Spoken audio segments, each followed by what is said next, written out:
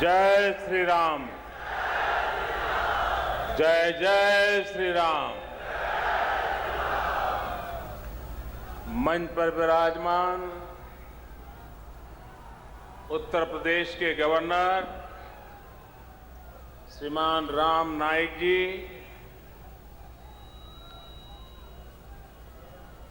इसी धरती के प्रतिनिधि और देश के गृह मंत्री श्रीमान राजनाथ सिंह जी, उत्तर प्रदेश के राज्य मंत्री डॉक्टर शिव प्रताप जी, भारतीय जनता पार्टी उत्तर प्रदेश के युवा अध्यक्ष और सांसद श्रीमान केशव प्रसाद मौर्य जी, लखनऊ के यशस्वी मेयर श्री दिनेश शर्मा जी,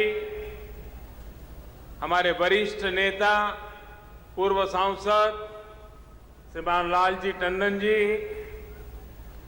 रामलीला समिति के अध्यक्ष श्री हरिश्चंद्र जी अग्रवाल, रामलीला समिति के सचिव पंडित आदित्यनाथ जी और विशाल संख्या में पधारे हुए प्यारे भाइयों और बहनों,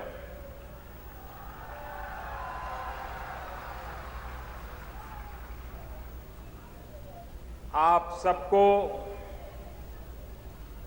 विजयादशमी की अनेक अनेक अति प्राचीन रामलीला उस समारोह में सम्मिलित होने का सौभाग्य मिला है।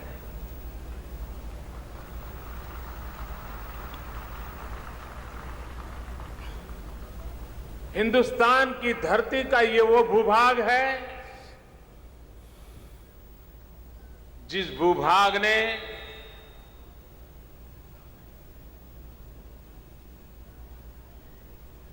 तो ऐसे तीर्थ रूप जीवन हमें दिए हैं, एक प्रभु राम और दूसरे श्री कृष्ण, इसी धरती से मिले।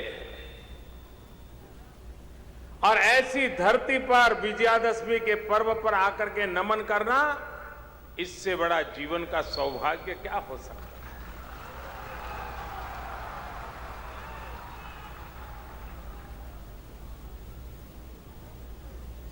विजयादशमी का पर्व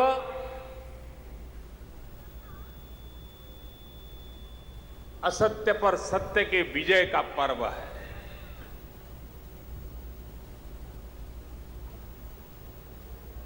आतताई को परास्त करने का पर्व है।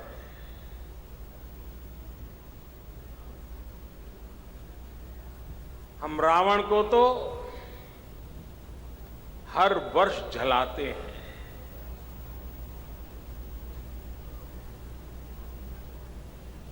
आखिरकार इस परंपरा से हमें क्या सबक लेना है। रावण को जलाते समय हमारा एक ही संकल्प होना चाहिए कि हम भी हमारे भीतर, हमारी सामाजिक रचना में, हमारे राष्ट्रीय जीवन में जो जो बुराइयां हैं, उन बुराइयों को भी ऐसे ही खत्म करके रहेंगे।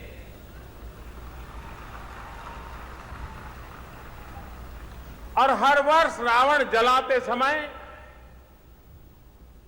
हमने हमारी बुराइयों को खत्म करने के संकल्प को अधिक मजबूत बनाना चाहिए और उसमें विजयादशमी के समय हिसाब किताब भी करना चाहिए कि हमने कितनी बुराइयों को खत्म किया।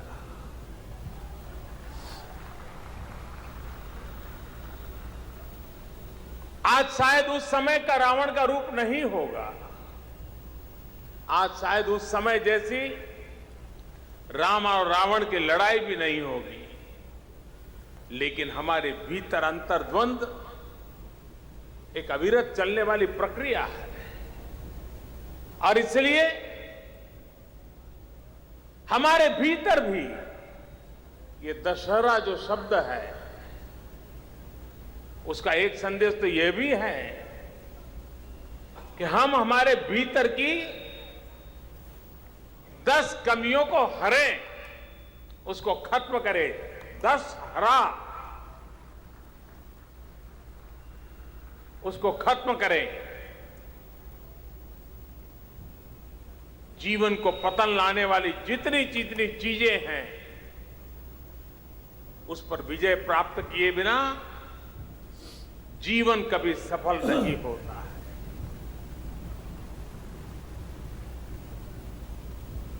हर एक के अंदर सब कुछ समाप्त करने का सामर्थ्य नहीं होता है, लेकिन हर एक में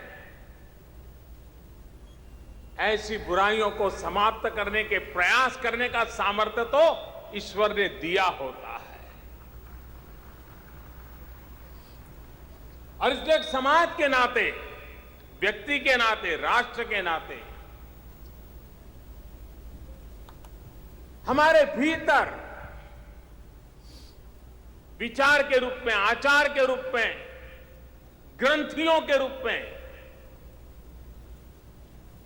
बुरी सोच के रूप में जो रावण बस रहा है, उसे भी हम लोगों ने समाप्त करके ही इस राष्ट्र को गौरवशाली बनाना होगा।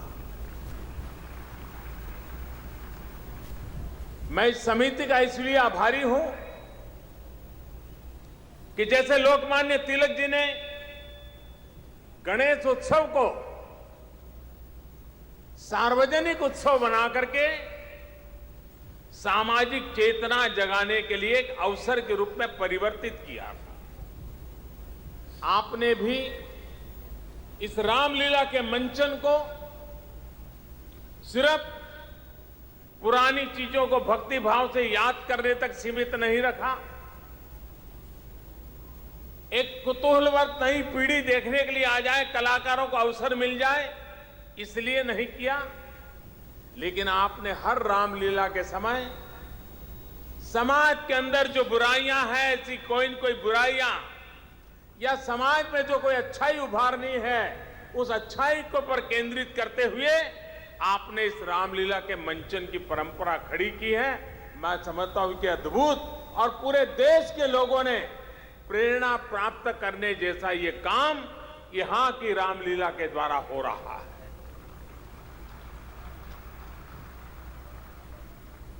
और उस रामायण के पात्रों के माध्यम से भी हम आधुनिक जीवन के लिए संदेश दे सकते हैं, सामर्थ्य है उसमें। और ये देश की विशेषता यही है कि हजारों साल से हमारे यहां हमारी सांस्कृतिक विरासत को एक पीढ़ी से दूसरी पीढ़ी तक पहुंचाने की यही तो सबसे बड़ी व्यवस्था रही है कि कथा के द्वारा, कला के द्वारा हमने इस परंपरा को जीवित रखा है। और उसका अपना एक समाज जीवन में महामूल्य होता है। इस बार का मंचन का विषय रहा है आतंकवाद। आतंकवाद ये मानवता का दुश्मन है, और प्रभु राम मानवता का प्रतिनिधित्व करते हैं, मानवता के उच्च मूल्यों का प्रतिनिधित्व करते हैं, मानवता के आदर्शों का प्रतिनिधित्व करते हैं, मर्यादाओं को रेखांकित करते हैं, और विवेक, त्याग, तपस्या, उसकी एक मिसाल हमारे बीच छोड़ करके गए हैं। और इसलिए, और आतंकवाद के खिलाफ सबसे पहले कौन लड़ा था? कोई फौजी था क्या? कोई नेता था क्या?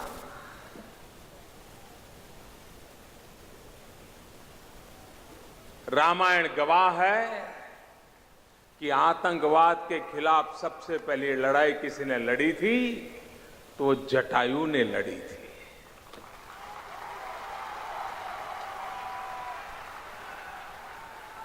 एक नारी के सम्मान के लिए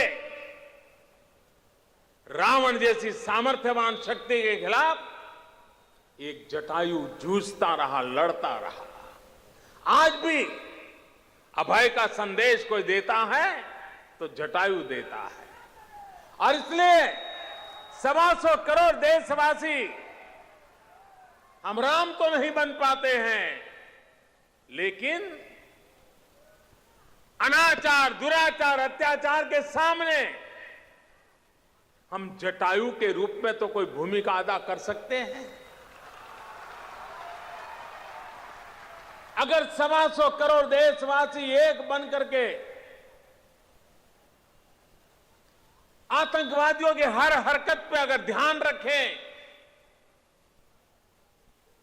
चौकन्ने रहें, तो आतंकवादियों का सफल होना बहुत मुश्किल होता है। आज से 30-40 साल पहले जब हिंदुस्तान दुनिया को हमारी आतंकवाद के कारण जो परेशानियां हैं उसकी चर्चा करता था, तो विश्व के गले नहीं उतरता था।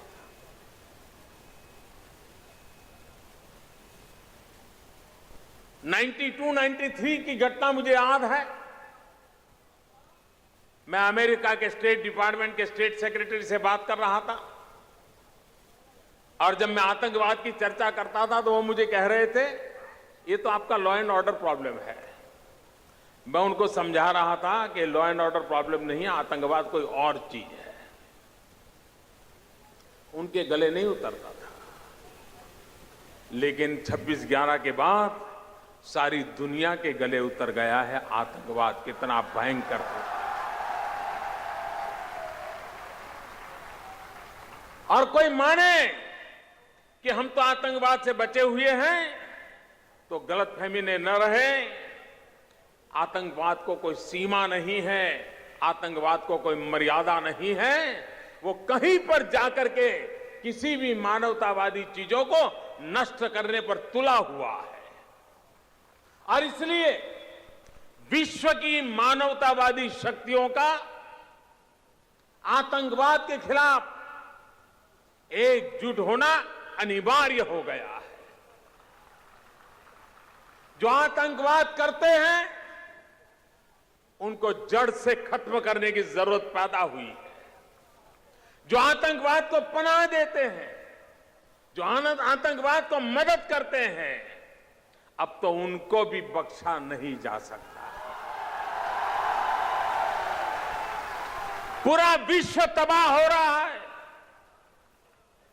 2 दिन से हम टीवी पे सीरिया की एक छोटी बालिका का चित्र देख रहे हैं। 2 दिन से हम सीरिया की एक छोटी बालिका का चित्र देख रहे हैं टीवी पर।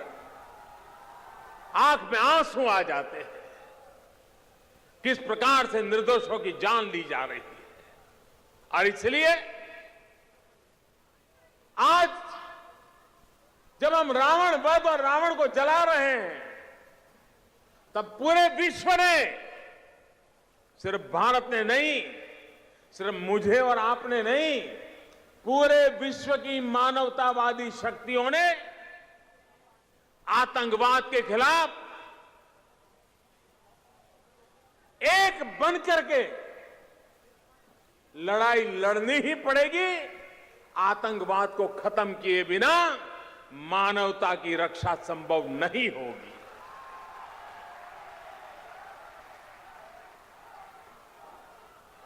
भाइयों बहनों,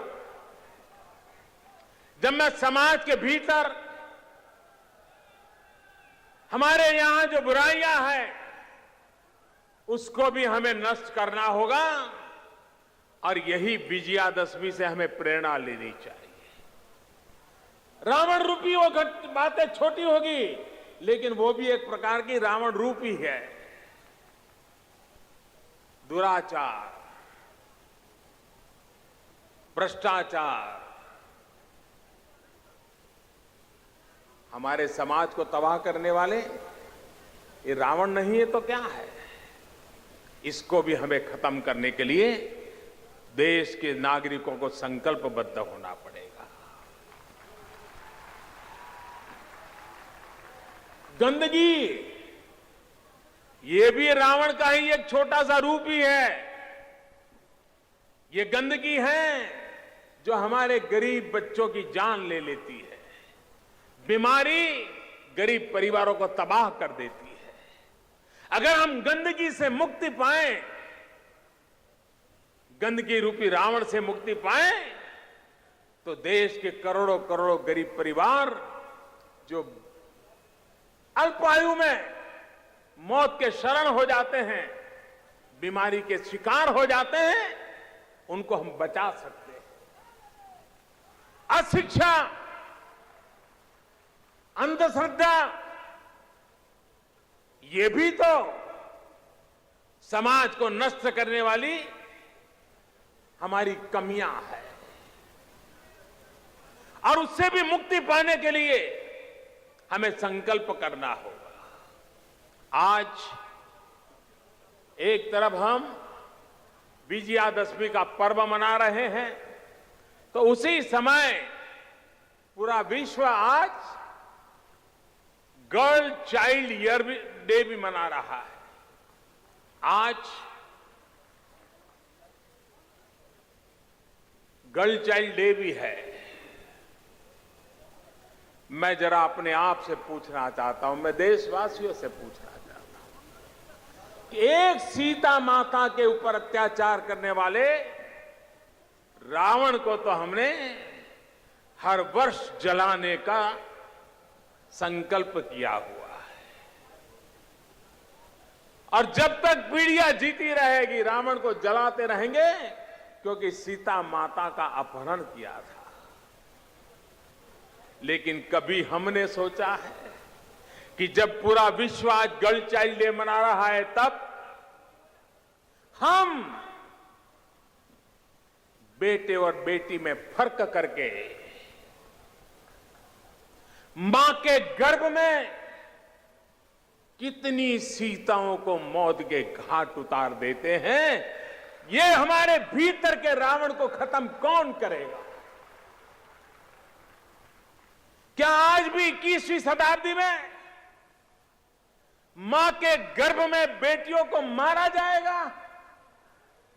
अरे एक सीता के लिए जटायु बलि चढ़ सकता है, तो हमारे घर में पैदा होने वाली सीता को बचाना हम सबका दायित्व होना चाहिए।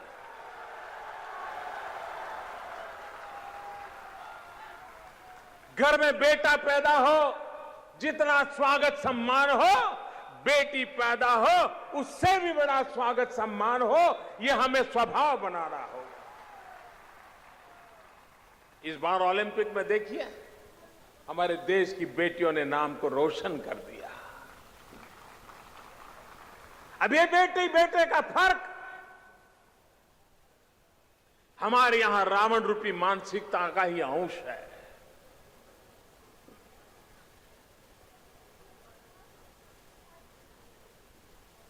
शिक्षित हो अशिक्षित हो, गरीब हो अमीर हो,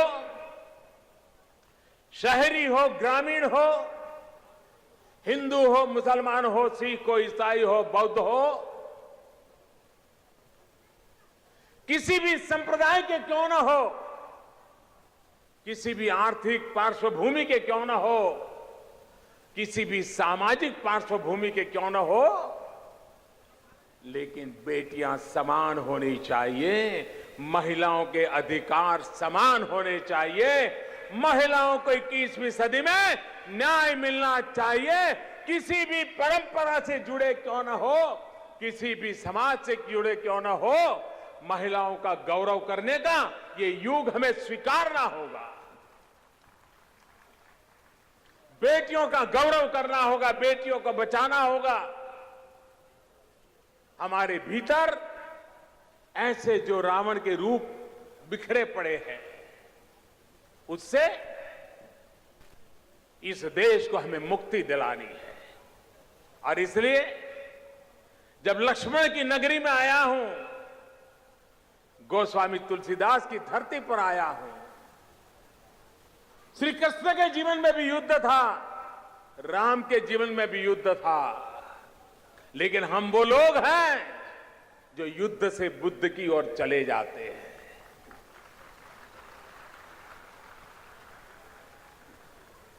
समय के बंधनों से, परिस्थिति की आवश्यकताओं से युद्ध कभी कभी अनिवार्य हो जाते हैं, लेकिन ये धरती का मार्ग युद्ध का नहीं, ये धरती का मार्ग बुद्ध का है।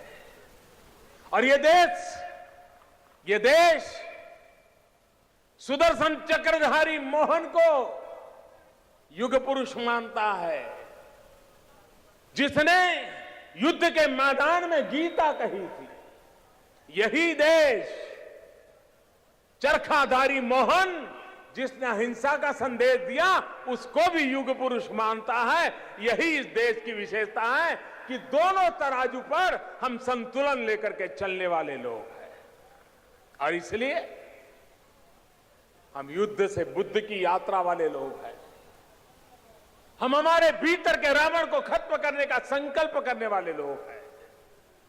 हमारे देश को सुजलाम सुफलाम बनाने का संकल्प करके निकले हुए लोग हैं। ऐसे समय अति प्राचीन ये रंगमंच, जहां रामलीला होती है, अनेक पीढ़ियों के बालक कभी राम और लक्ष्मण के रूप में, मां सीता के रूप में इसी स्थान पर उनकी चरण रज पड़ी होगी। और वो पल वो इंसान नहीं रहते, वो भक्ति में लीन हुए होते हैं, वो पात्र नहीं होते हैं, वो परमात्मा का रूप बन जाते हैं। उसी मंच पर आकर के आज इन सब रावणों के खिलाफ जो हमारे भीतर है, चाहे जातिवाद हो, चाहे वंशवाद हो, चाहे ऊंच नीच की बुराई हो, चाहे संप्रदायवाद का जुनून हो, ये सारी बुराइयां किसी न किसी रूप में बिखरा पड़ा रावण का ही रूप है। और इससे मुक्ति पाना, इससे खत्म करना और एकात्म हिंदुस्तान, एक रस हिंदुस्तान, समरस हिंदुस्तान, इसी सपने को पार करने का संकल्प करके इस विजयादशमी के पावन पर्व पर हम सब प्रभु राम जी के हम पर आशीर्वाद बने रहे, मानवता के मार्ग पर चलने की हमें ताकत मिले, बुद्ध का मार्ग हमारा अंतिम मार्ग बना रहे, इसी एक अपेक्षा के साथ आप सबको विजयादशमी की बहुत बहुत शुभकामनाएं। मेरे साथ पूरी ताकत से बोलिए, जय श्री राम। आवाज दूर दूर तक जानी चाहिए। जय श्री राम, जय श्री राम, जय श्री राम, जय जय श्री राम, जय जय श्री राम, जय जय श्री राम, जय जय श्री राम। बहुत आभार, बहुत धन्यवाद।